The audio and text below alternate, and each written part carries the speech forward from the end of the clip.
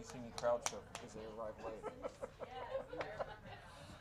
Like under W or under Obama, I remember just looking at you guys over there going, I'm never going to get across. Yeah. Not in a million years. And they are always the last one. Oh, yes. They've got a designated seat. What do they care? It's like when we're going out to the thing. We know we're going to be the first ones through the doors. Yeah. Fuck, why walk around? Why do we Wait do in that? line for a half Okay. hour? Why do we stand in the rain Yeah. for these reasons? Or for the helicopter?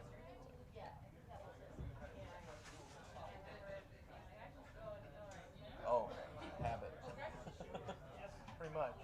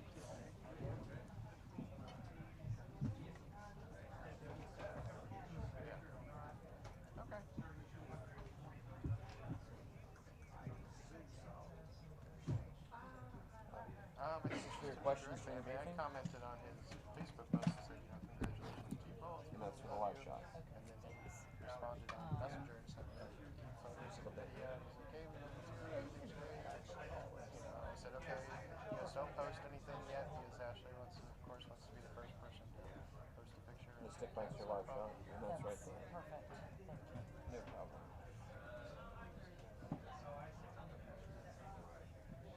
Okay. Hello? Can we help you do? And hide the table.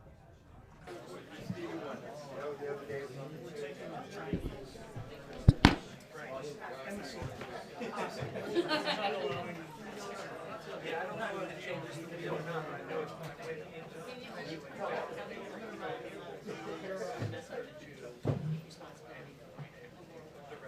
maybe I'll get it.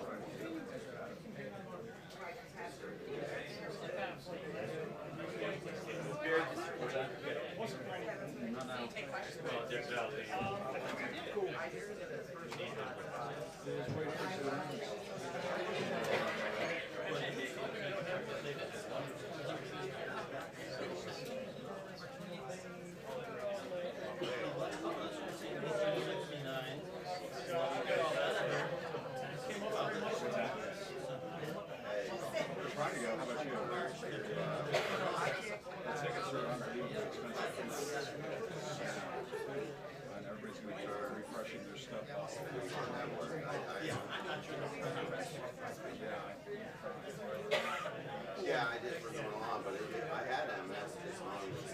Now I got it. And we do our there now. Was I not sooner? No, but I'm glad. I didn't know if you had it.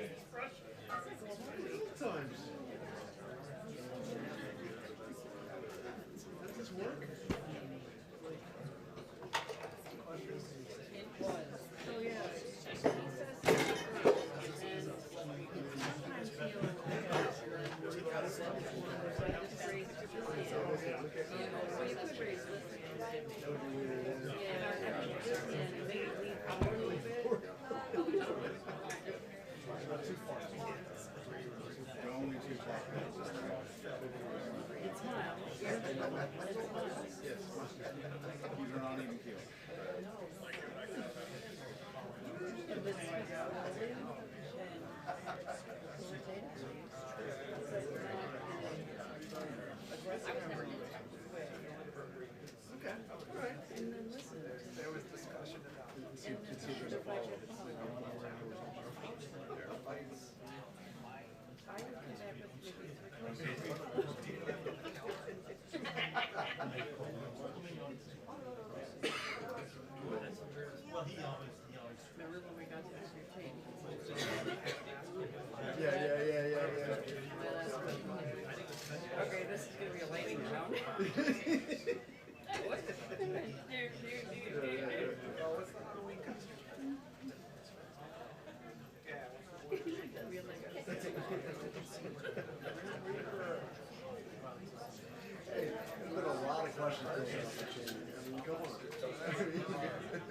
how many minutes does it give me? I got 25 out of it.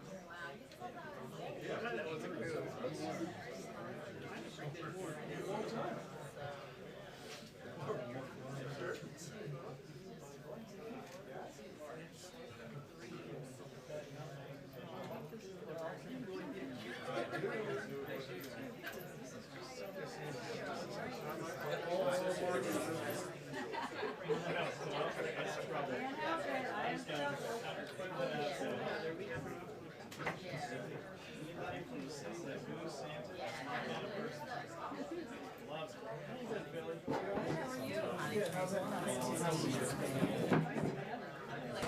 Laura, 16 and I do love it. It's easy to watch.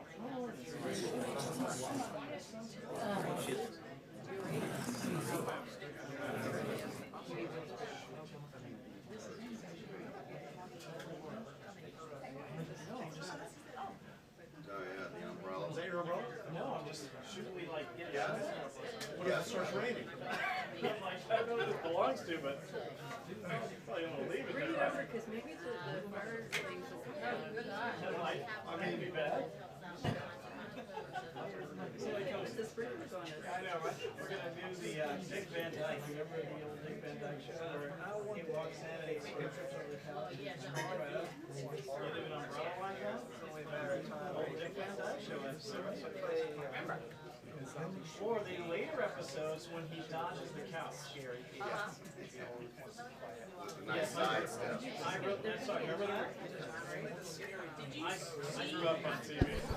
I am here. Amazing. Yes, I have you. Thank you. Just amazing. I know. Right? Sounds good. Okay, thanks so much. Okay, thanks. Okay, thanks. Did you see that? Oh, you can see it's quite good.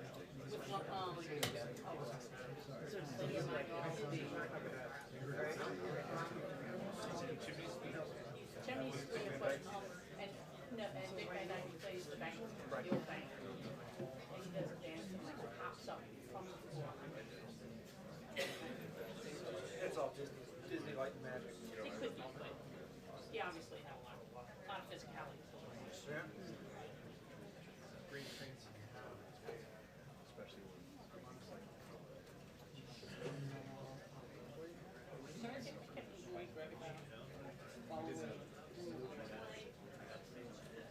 Feedback is bad.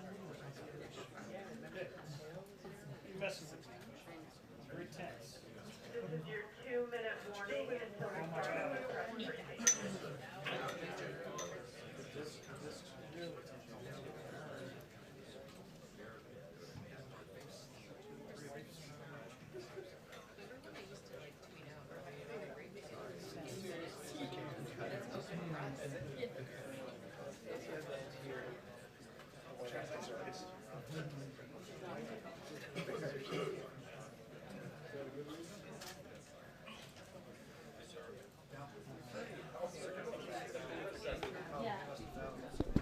Yes, 2 minutes.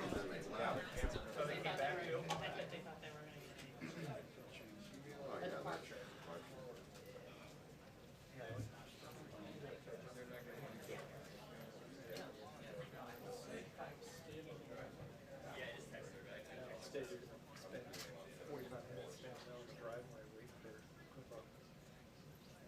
Oh, you didn't do that.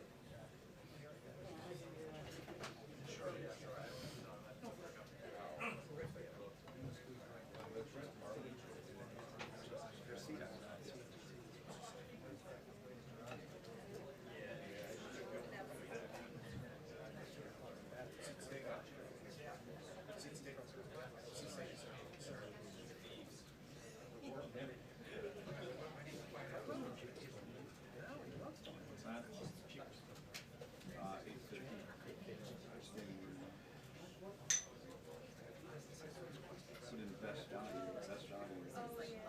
$1,450. Okay. Party suite tickets are $5,495. Good. They said something. Roll service, not a roll one cuts. I'm serious. I remember about halfway Tables through. $8,000.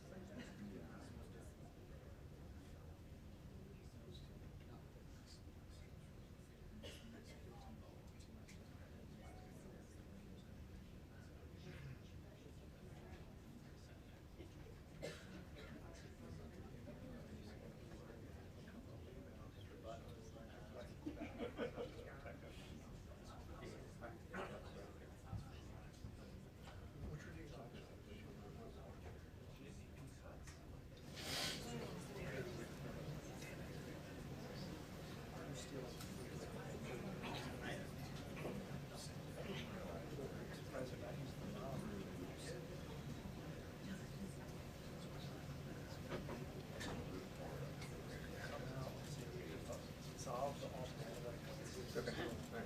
That's not bad. That's not bad. That's not bad.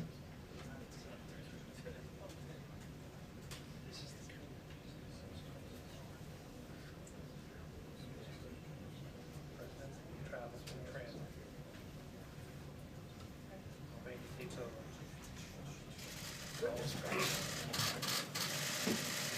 Hey guys.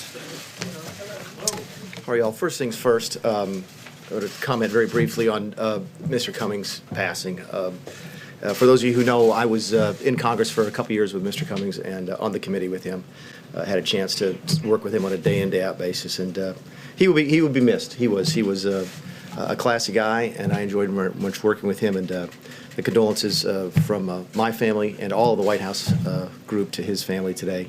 He will be sorely missed. Now, getting on to the business at hand, I understand it's been a fairly slow news week, so I thought we'd introduce a couple of things. I did want to come out here with my Nationals hat on, but they told me that would violate some type of rule, so I couldn't do that. I was also going to wear my Montreal Expos hat, and then they said that would be foreign interference in the World Series, so we can't do that either. So we're going to talk about the G7. We talk about what we're going to do. We're going to announce today that we're going to do the 46th G7 Summit on June 10th through June 12th at the Trump National Doral facility in Miami, Florida. The focus of the event will be global growth and challenges to the global economy. Specifically, we're dealing with things like rejuvenating incentives for growth and prosperity, rolling back prosperity-killing regulations, ending trade barriers, and reopening energy markets. So taking a lot of what we have been doing here domestically with such success and trying to encourage the rest of the world to get on board. As we sit here and our economy does so well, you look all across the world right now, and the rest of the world is either at or near recession. And we really do think that we have hit on a formula that works not only here, but that would work overseas. We're going to take the G7 as the opportunity to try and convince other nations that they can have the same successes by following the same model. Now, let's talk about the site selection process, because I know you folks will have some questions about that. How do we go about doing this? First of all, we use a lot of the same criteria that have been used by past administrations. There's a long list of the accommodations on site, the ballrooms, bilateral rooms, the number of rooms, the photo ops, the support hotels that are there, the proximity to cities and airports, helicopter landing zones, medical facilities, etc. So we use the same set of criteria that previous administrations have used. We started with a list of about a dozen just on paper. And we sent an advanced team out to actually visit 10 locations in several states. We visited California, Colorado, Florida, Hawaii, Michigan, North Carolina, Tennessee, and Utah. We got that list down to just under 10, and the advanced team went out to visit those. And from there, we got down to 4 finalists that our senior team went out to look at. They looked at, I think it was 1 in Hawaii, 2 in Utah, and then the Mar-a-Lago facility in Florida. And it became apparent at the end of that process that Doral was by far and away the best physical facility for this meeting. In fact, I was talking to one of the advanced teams when they came back, and I said, what was it like? And he said, Mick, you're not going to believe this, but it's almost like they built this facility to host this type of event. If any of you have been there, you know that there's separate buildings with their own rooms separate and apart from each building, so that one country could have a building, another country could have another, you folks could have your building for the press, and obviously the common areas are going to be perfect for our needs down there. Again, anticipating your questions, how is this not an emoluments violation? How is the president going to profit from this? I think the president has pretty much made it very clear since he's got here that he doesn't profit from being here. He has no interest in profit from being here. It's one of the reasons that he's not taken a salary since he's been here. He's given that salary to charity. Will not be profiting here. We had talked about the possibility of whether or not the president could actually do it at no cost. They understand there's difficulties with doing it that way. But we also have difficulties, obviously, if they charge market rates. So they're doing this at cost. As a result, it's actually going to be dramatically cheaper for us to do it at Doral compared to the other final sites that we had. So we're looking forward to that meeting. Again, June 10th through 12th of next year for the 46th G7.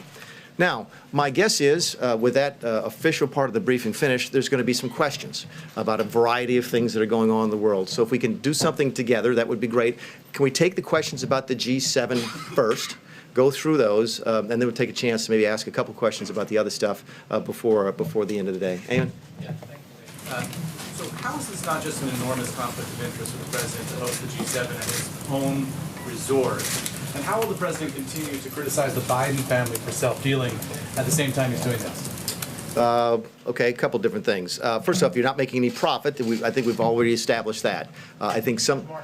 It's a huge. I've heard that before. I guess I've been the chief now for about 9 or 10 months, and I always hear it whenever we go to Mar-a-Lago. It's a huge branding opportunity. Whenever he plays, at Trump Mar-a-Lago, we play golf at Trump Bedminster. He goes to play golf at Trump up in Sterling, and everybody asks the question: is it not a huge marketing opportunity? I would simply ask you all to consider the possibility that Donald Trump's brand is probably strong enough as it is, and he doesn't need any more help on that. This is not like it's the most recognizable name in the English language and probably around the world right now. So no, that has nothing to do with it. That's why listen, I was skeptical.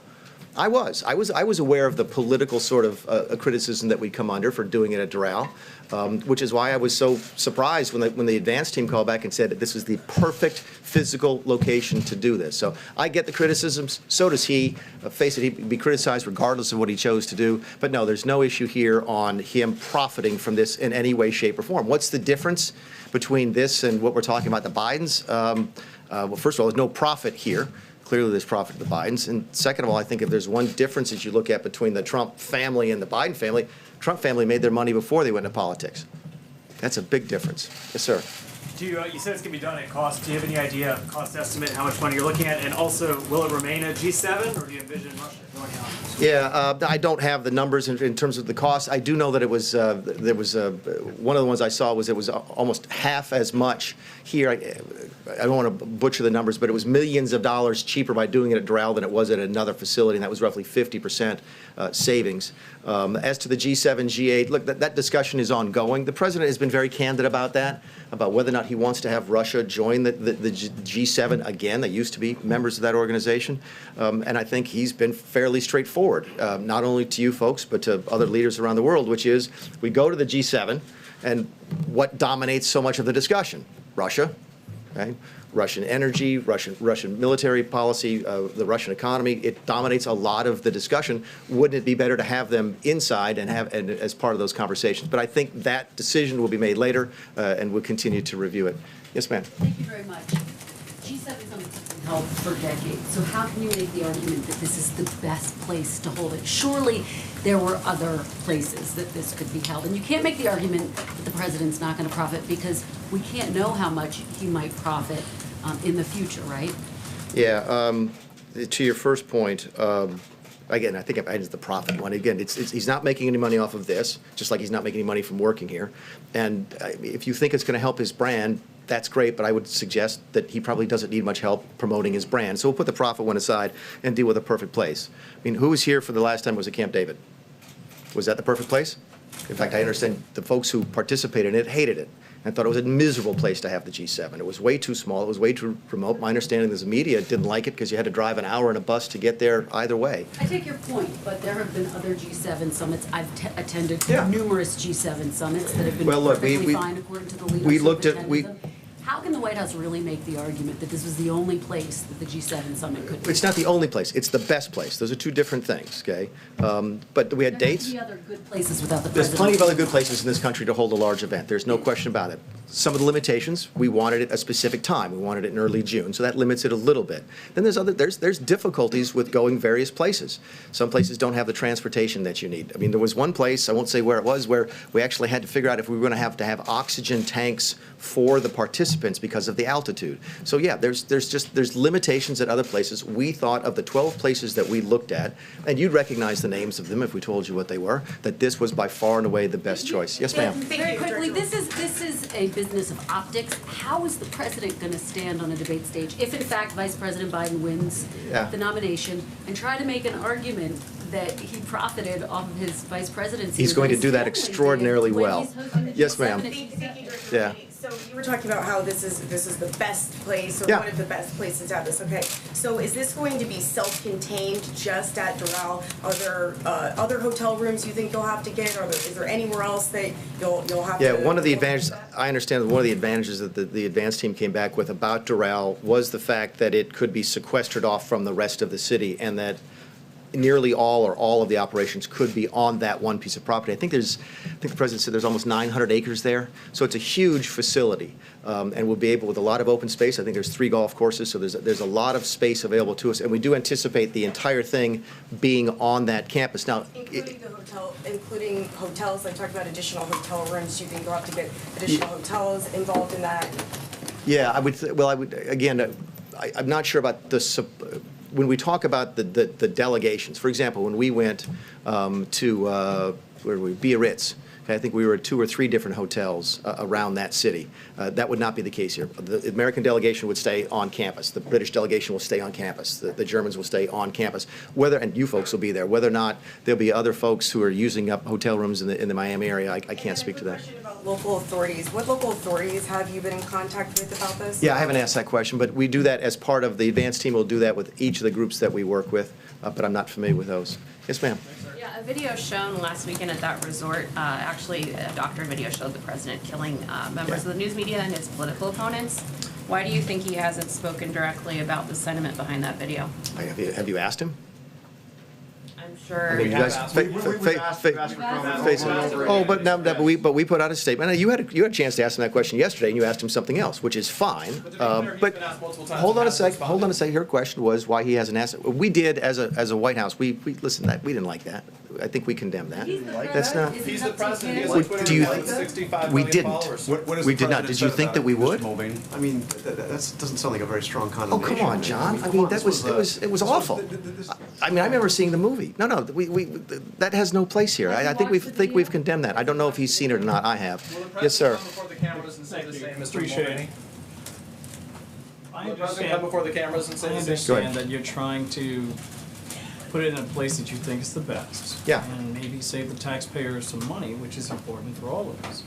But sometimes because of the appearance of impropriety, you don't make that call. Can you at least understand and acknowledge that just the appearance of impropriety makes this wince-inducing, and maybe this is something that you want to reconsider? How did that conversation go in the room? The president knows that. Listen, the president, we know the environment we live in. You all know the environment that we live in. And he knows exactly that he's going to get these questions and exactly get that reaction from a lot of people. And he's simply saying, okay, that's fine. I'm willing to take that.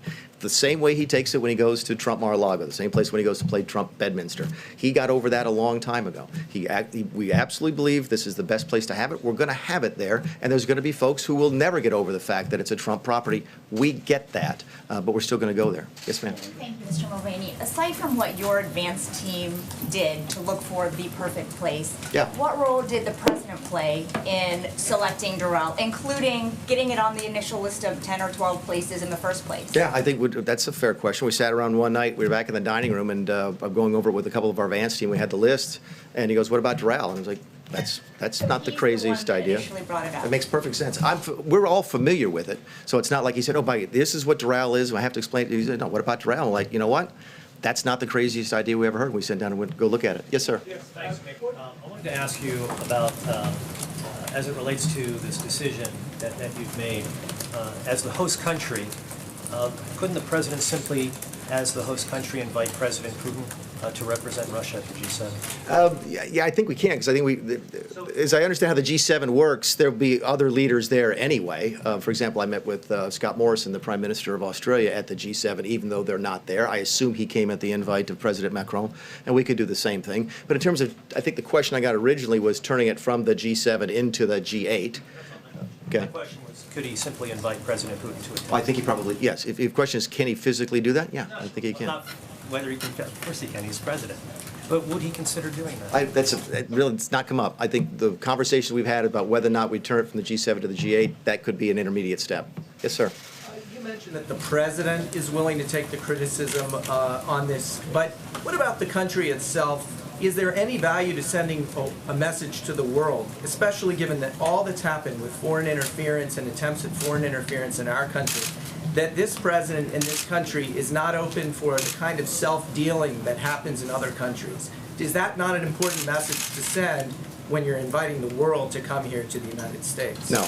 What's your question? I have a non-G7 question. Any G7, any last G7 questions? I got one more. About the G7 Yeah. property, a couple of things. When you Yeah. say it's the best property for this to take place, so the first question is, why has no other G7 ever been held there before? Because they didn't go look at it. So, I don't know. Why did they have it at Camp David? I mean, seriously. I mean, for those of you who were there, I'm a little bit familiar with it. I've talked to the folks up at Camp David because I was up there recently and asked, I said, didn't you guys hope, I think it was a G8 back then, 2004, something like that. And they said it was a complete disaster. I'm like, okay, I wonder how that happened. How did that decision get made? Last G7 question then, if I can. You were talking about the president's, this video where the president was seen shooting members of the media and others that was played at the Doral property there. They said that we haven't had the chance to ask him that question yet, which we have. But broadly, the president has tweeted 45,000 times. 45,000 times. How come the president hasn't used that Twitter account to more than 60 million followers to condemn it? You're his chief of staff. Yeah, the White House put out a statement about it. I mean, that's... Because he's tweeted I tell you 45,000 times. what, the next time you ask him, you guys, again, it's not like the man hides from you folks. Okay, I think he's done almost 100 face-to-face interviews with you. Okay. Anybody else on G7? Is there any precedent in your studying of the G7 of a G7 summit being held at a property owned by the president or a president? And my second question is, as you're looking at the content of what you want to do next year, it's probably going to be hot in Florida in June. Will climate change be one of the issues that you discussed? The first question is, no, I don't know if another president has ever done it. I don't know if another president has owned a property that was even considered for G7, so no, we haven't. I don't know the answer to that question.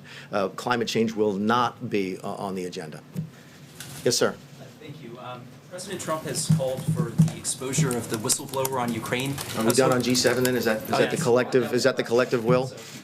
Yep. I got one gentleman. Yes, sir. Go ahead. Last one on G7. Well, you began your remarks talking about the passing of Mr. Cummings. Yeah. Just to show the American people that this is above board, are you going to share documents that show how you arrived at this decision with the Congress? No, but I would imagine we would share dollar figures with you afterwards. I mean, that's ordinary course of business.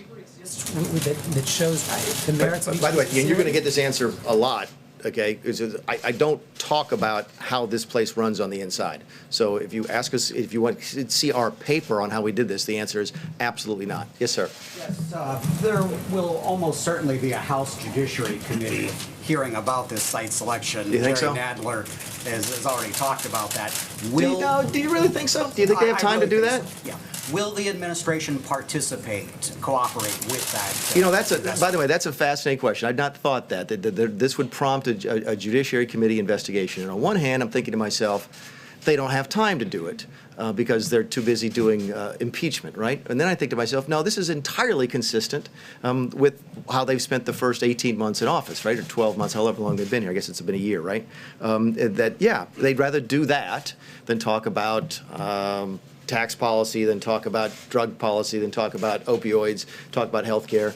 So that's a fascinating question. I don't know if there will be a Judiciary Committee inquiry into this. My guess is there probably will be, and we'll look forward to participating in it. Does anybody, these are all G7 questions are now.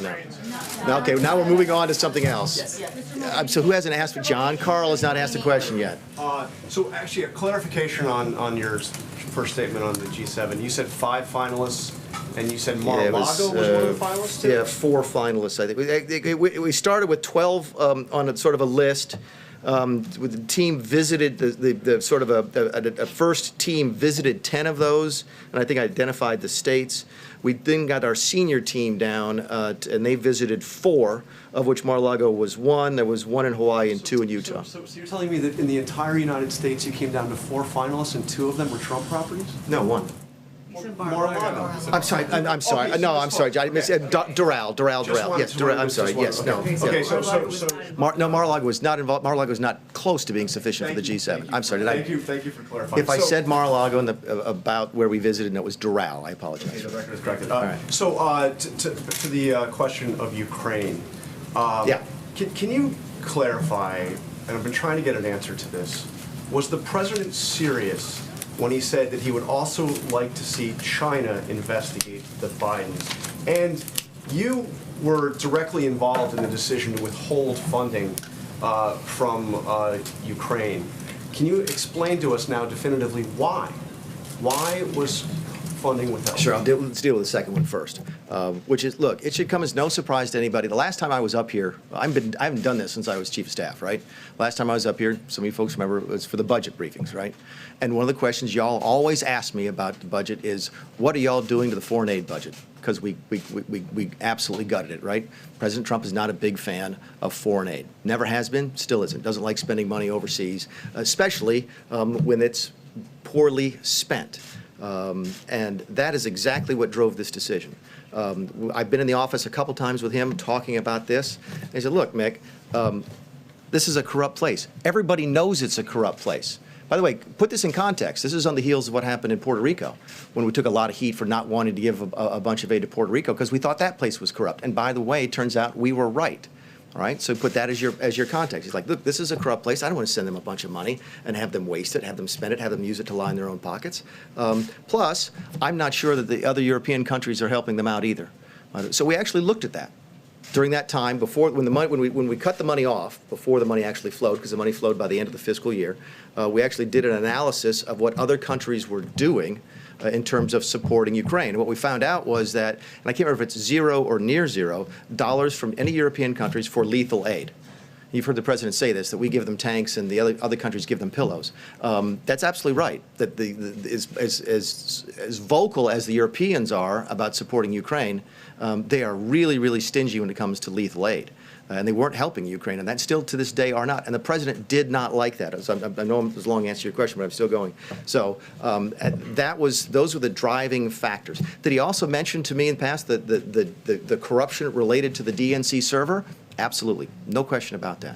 But that's it, and that's why we held up the money. Now, there was a report. So the demand for an investigation into the Democrats was part of the reason that he ordered to withhold funding to Ukraine. The look back to what happened in 2016 certainly was part of the thing that he was worried about in corruption with that nation. And that is absolutely appropriate. Withholding the funding.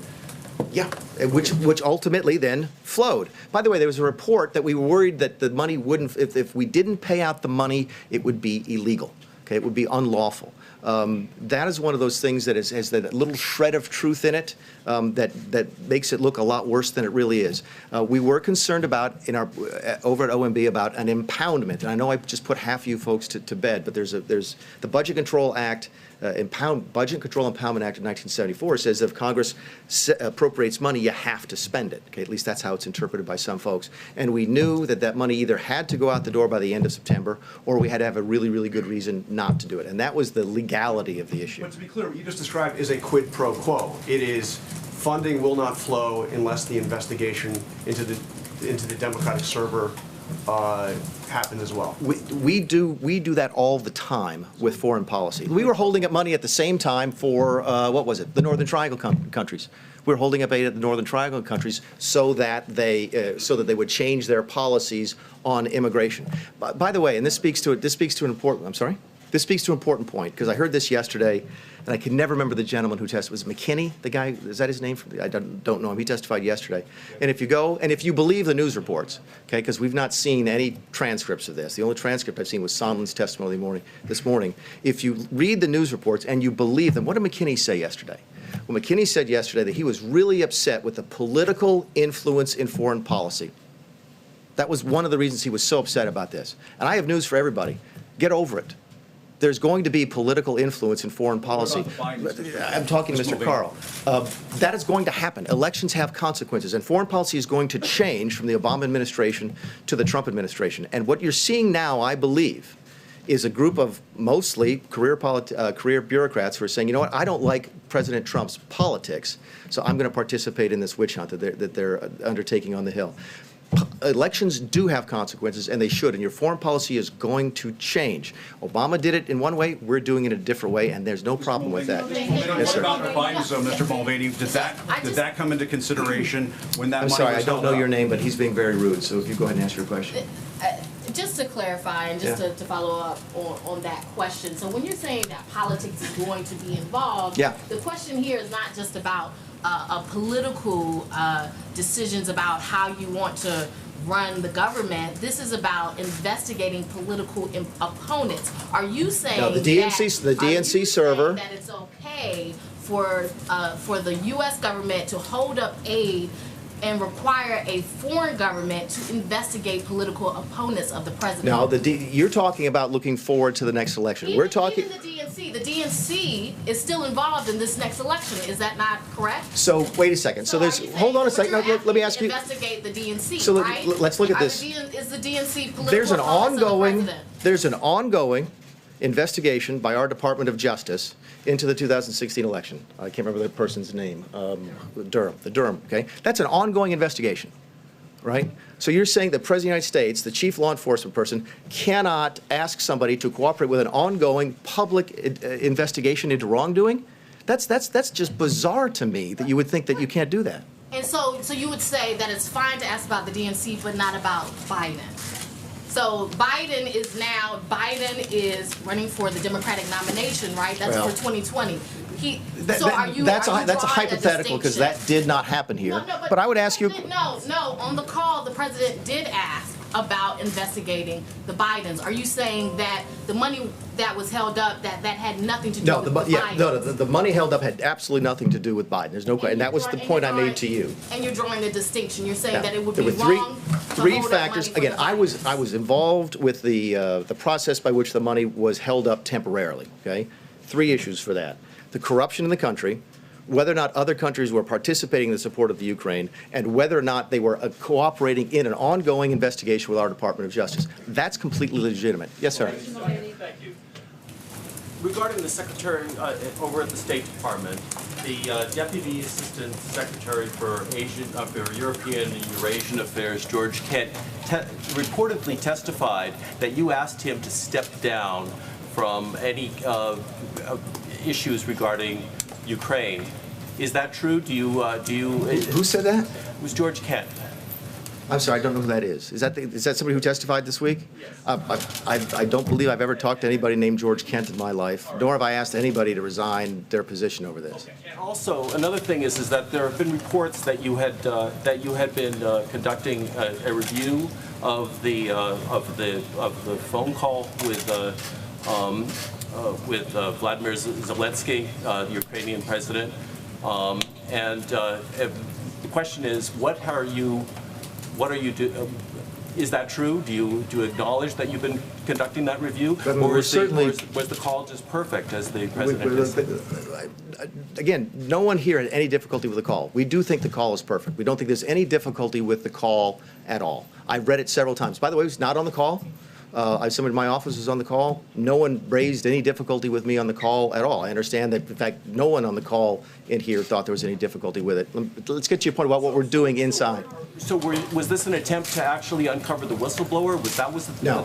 Here's what it is. It's like, look, if you're having the House do what they're going to do, doesn't it simply make sense for us to sort of try and find out what happened? This is one of the questions I don't understand from you folks that we get all the time, which is some of you have criticized us for having a war room. Okay, which we don't, by the way. You don't have a war room when you haven't done anything wrong.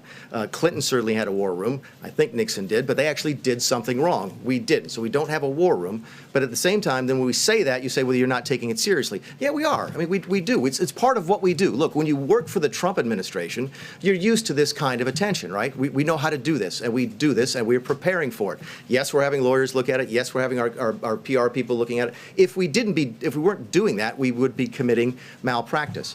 But I don't think there's anything extraordinary that we're doing. We've been dealing with oversight from the Democrats since they took office. In fact, it's all we've been dealing with the Democrats since they took office, because we certainly haven't been doing much legislating since they've been here.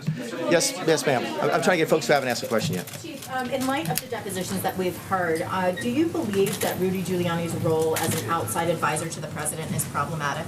No, that's the president's call. I mean, actually, Steve Scalise got to ask a similar question today on television. I thought his answer was great, which is, look, you may not like the fact. In fact, I understand from reading his opening testimony that Gordon Sondland didn't like the fact that Giuliani was involved and said that in his testimony.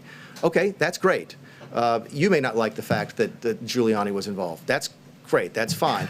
It's not illegal, it's not impeachable. The president gets to use who he wants to use. The president wants to fire me today and hire somebody else, he can. From the actual, The president gets to set foreign policy, and he gets to choose who to do so. As long as it doesn't violate any law, okay, and it doesn't violate any laws regarding confidential information or classified material, anything like that, the president gets to use who he wants to do. Yes. Did the president direct you or anyone else to work with Rudy Giuliani on Ukraine? When was it? There was the May meeting, and I think this has been widely reported.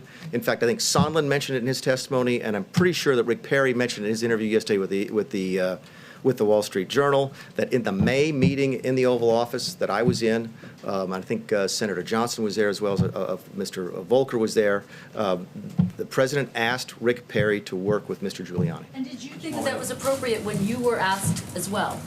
I wasn't asked. You were not asked. No. That was my question. Were you or anyone else asked? Yeah, and I think the answer to your question is that the president told Rick Perry, who I think was sort of, he was, the issue, one of the reasons they were in there, obviously talking about energy, that we were very interested in trying to get Ukraine as an energy partner. That's why Mr. Perry, Secretary Perry, was so heavily involved. And that's when the president said to Mr. Perry, yeah, go ahead and talk to Rudy. Yes, you haven't asked a question yet. Yes. Well, hold it. Shadow foreign policy. Look, that's a term you're using. That's a pejorative. What is a shadow foreign policy? The president asked. Outside the normal channel. Who else is in the room? Rudy Giuliani, who's in the room when the president is having this conversation? Okay, it's Gordon Sondland, our ambassador to the EU, Kurt Volker, who is our special designated envoy to the Ukraine. I sat next to Mike Pompeo yesterday at the meeting with the congressional leaders, and I said, "Look, I understand I coordinated a coup against you by putting Sondland and Volker in charge of Ukraine policy." And he leans back to me and goes, "They both work for me." There's not a shadow policy here. The president is entitled to have whoever he wants to work. I'm 100% comfortable with that. Yes, sir. Oh, I'm sorry. I did. Yes, I'm sorry. No Yes. problem. First, to follow on that question, can you describe the role that you played in pressuring Ukraine to investigate the Bidens? And secondly, can you walk us through the meeting that President Trump was dangling over Volodymyr Zelensky to happen right here at the White House? What were the preconditions of that meeting, and was investigating Burisma one of them? The first answer to your question is none. I didn't have any. What was your question? What did I do to Ukraine or something? Nothing. Did you do anything to pressure Ukraine to investigate the Bidens? No. So what's the second question? The second question is about the meeting that was supposed to happen here at the White House between the two presidents. Yeah. Can you walk us through the discussions for that meeting? What was on the table for a precondition, and was the investigation of Burisma ever brought up as a condition to meet with President Trump? No, not to me, and not to anybody I know of. I was never in a conversation that had the word Burisma in it. But as to investigating the Bidens, then. Okay, or the Bidens. That never happened with me in there. But to the larger point about the meeting, I think one of the things that y'all have missed is the president didn't want to take the meeting. The president didn't want to have a phone call. That was Mr. Rick Perry was pushing for that. He said, "I'll see you here at the White House," didn't he? At the end, yes. But I think that was a courtesy that he was extending at the time, and he's not been here yet. But so he was never realistically entertaining a meeting with President Zelensky?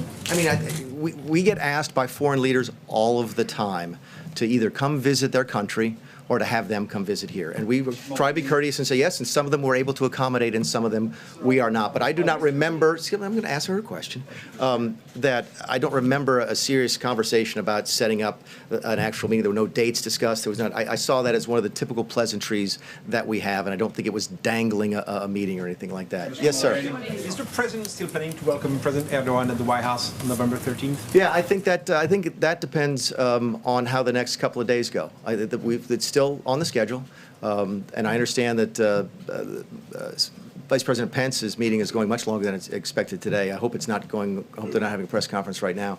But I think that's one of those wait and see things. The president's been very clear about what he wants to see out of President Erdogan. He wants a ceasefire now.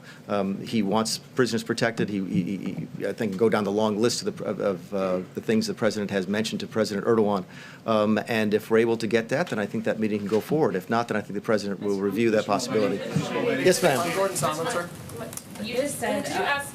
Did you want to be You just said you were involved in the process in which, the money being held up temporarily. You named 3 issues for that: the corruption in the country, whether or not the country they were assisting with an ongoing investigation of corruption. How is that not an establishment of an exchange, of a quid pro quo? You just seem to. It's quid pro quo. Those are the terms. Those are the terms that you use. I mean, go look at what Gordon Sondland said today in his testimony. Was that I think. In his opening statement, he said something along the lines of they were trying to get the deliverable, and the deliverable was a statement by the Ukraine about how they were going to deal with corruption. Okay, go read his testimony if you haven't already. And what he says is, and he's right, that's absolutely ordinary course of business. This is what you do when you have someone come to the White House, when you either arrange a visit for the president, you have a phone call with the president. A lot of times we use that as the opportunity to get them to make a statement of their policy or to announce something that they're going to do. It's one of the reasons we can then you can sort of announce that at the on the phone call or at the meeting. This is the ordinary course of foreign policy. Yes, I'm sorry. Mr. Mulvaney, is it appropriate for any president or this president to pressure a foreign country to investigate a political opponent? Every time I get that question, that's one of those things about it is, but so is when did you stop beating your wife? It assumes that the president has done that. We haven't done that. I said Mr. Trump or any president. I'm going to talk about what this president did. Yes, ma'am. The president's personal attorney, Rudy Giuliani, said he sees his work as the president's personal attorney as intertwined with the president's national agenda when it comes to Ukraine. Do you see those issues as intertwined? Is his political interest as a president, as a political candidate, is that intertwined with the national interests? Yeah, I don't know how to answer that question except that, I mean, Mr. Giuliani is his personal lawyer, and the president wants to use him. For a personal attorney to be working in Ukraine on issues that are supposed to be national issues. Mr. Giuliani says there's an attorney-client privilege issue because he was working in the president's interest. Is that appropriate for his personal attorney to be working in his interest? I don't know of anything inappropriate about that. Yes, sir. Mr. Mulvaney. Oh, yeah, I'm sorry. The lady in the back is very nice. Yes, ma'am. Thank you, Mr. Mulvaney. You said that the U.S. foreign policy will change, not like in previous administrations. How does the president respond about North Korea's break off talks with the U.S. recently? If the question is responding to breaking off talks, is there news in the last couple of days on that? Yes, October 5th, Stockholm and Sweden. Okay, I'm sorry. I'm just not briefed on that. I apologize. Yes, sir. Thank you, Mr. Mulvaney. Yeah, and I'll take one more after this. There have been published reports that you were objecting within the president's official family to the appointment of Ken Cuccinelli as to head up the Department of Homeland Security. Is that so? And if so, what is your objection to his possible appointment? I have none, and I think Ken will be good at the job. Yes, ma'am. Sorry, did I really ignore you the whole time you're sitting in the front row and I haven't asked you a question yet?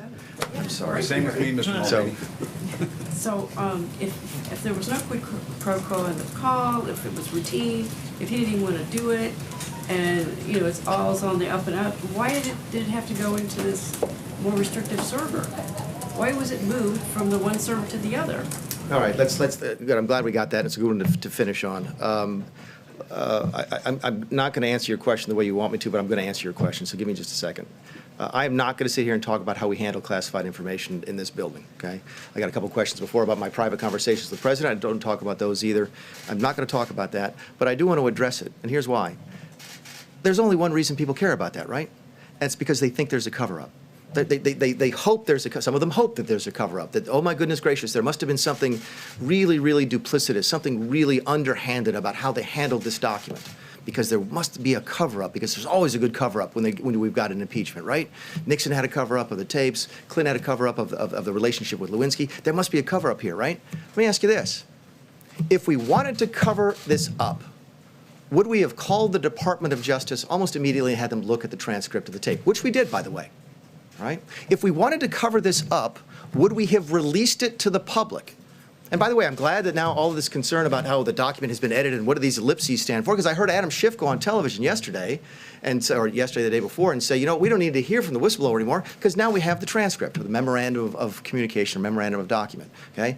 Everyone wants to believe there's a cover-up. You don't give stuff to the public and say, here it is, if you're trying to cover something up. So I'm not going to answer your question by explaining how we handle documents in this building. All I'm telling you is that you can stop asking the questions in there because there's no cover-up, and I can prove it to you by our actions. Look, I know we could do this all night. No, I'm not going to take any more. But it's nice to see everybody. Thanks again. All right. You did take a question. Why are you afraid to take questions from CNN, sir? Sir, why is the EU ambassador